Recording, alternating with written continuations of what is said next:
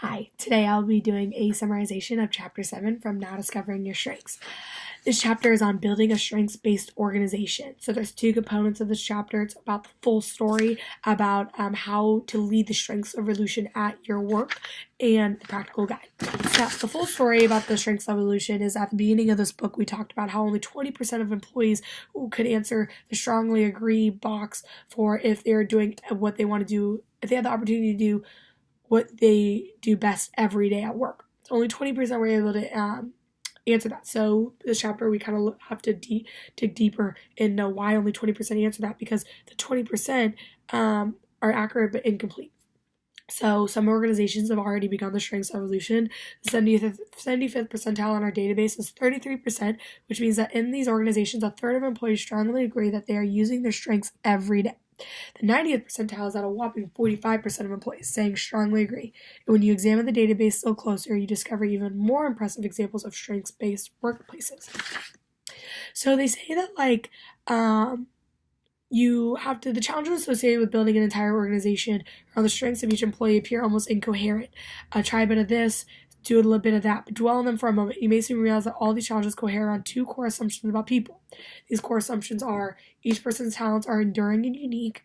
The second one is each person's greatest room for growth is in the areas of the person's greatest strength. So as we talked about prior to these chapters in the beginning of the book, we talked about how you can't dwell on the weaknesses. You can only really maximize your strengths and just work towards your weaknesses just enough to where you do well at it, even if you're not great at it. So that's really important in that point number 2. So as we see, this all comes full circle. Since each person's talents are enduring, you should spend a great deal of time and money selecting people properly in the first place, because you want that coherence in your company. Since each person's talents are unique, you should focus performance by legislating outcomes rather than forcing each other into a stylistic mold. This means a strong emphasis on a careful measurement of the right outcomes and less on policies.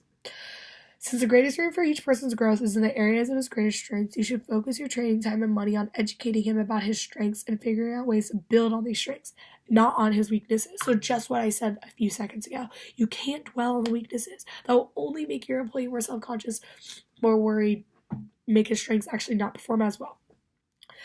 And then since the greatest room for each person's growth lies in his areas of greatest strengths, as I said, you should devise ways to help each person grow his career without necessarily promoting him up the corporate ladder and out of his areas of strength. In this organization, promotion will mean finding ways to give prestige, respect, and financial reward to anyone who has achieved world-class performance in any role, no matter where that role is in the hierarchy. So the second part of this chapter goes into the practical guide. So we talk about the strengths-based selection system, the strengths-based performance management system, and the strengths-based career development system. So first, you need to build your selection system around an instrument for measuring talent. A number of measurements exist, so whatever one you choose must meet rigorous standards. And then so if you don't establish this objective instrument as your foundation, you simply rely on training your managers to be better interviewers or on the ratings of professional observers. The second step is building your selection system to calibrate your instrument by studying your best performers in each key role. This can begin with a simple focus group where you ask a series of open-ended questions to get a feel for that role. But by far the most rigorous approach is to conduct a full concurrent validity study. Intimidating though it sounds, executing a concurrent validity study is actually rather straightforward. You administer the talent instrument to every employee in the role in the question. The third step is to teach the talent language throughout the organization. This is important for a number of reasons, not the least of which is that you want your manager to make the final hearing decision, and a full understanding of talent language will help them make better decisions. Many organizations centralize most recruiting activities as they should. So this actually reminds me a lot of the business that I work for, which is Lululemon. When I first got hired, I was brought into a focus group with other potential hires that they asked us a series of questions about the company, kind of got us into the groove of what they were expecting, what we could have, the questions that we kind of could have expect in an actual interview. And then we proceeded and moved on to teach the language throughout the organization. So there is a very strict language that we talk about in Lululemon that we all understand each other. We all use it while we're working in the store. We use it to approach our guests.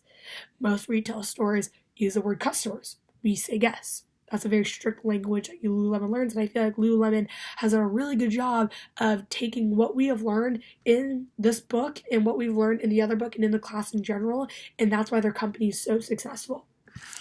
And that is my summarization of chapter 7, and I hope you enjoyed.